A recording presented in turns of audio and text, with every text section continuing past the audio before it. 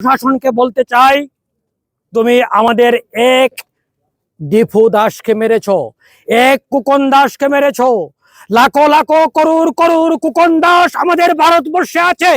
আমরা যদি এখান থেকে সনাতনী ভাইয়েরা তোমাদের দেশের উদ্দেশ্যে রওনা দেয়, তো তোমরা এক গ্লাস জলের সমান হবে না। তোমরা হুঁশিয়ার হয়ে যাও। আজ বলে যাচ্ছি যে তোমরা হুঁশিয়ার হয়ে যাও। তোমরা মানুষের মতো মানুষের সাথে আচরণ করো, নতুবা তোমরা ভালোভাবে থাকতে পারবে না।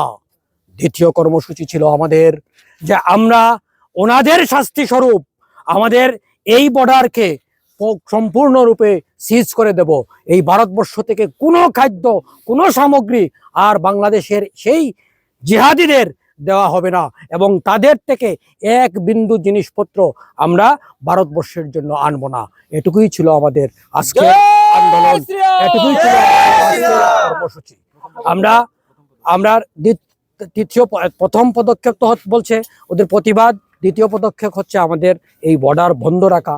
আমরা আজকে এই যে কর্মসূচি, সেটা হচ্ছে আমাদের বিশ্ব হিন্দু পরিষদের প্রথম পদক্ষেপ। কিন্তু ভাই, যদি এরপর আর কোনো রক্ত ঝরে, তো আমরা বিশদ এবং বিরাট আন্দোলনের সৃষ্টি করব। এটুকু বলে বাংলাদেশের প্রশাসনকে হুঁশিয়ারি দিয়ে আমার কথা বলা শেষ করছি।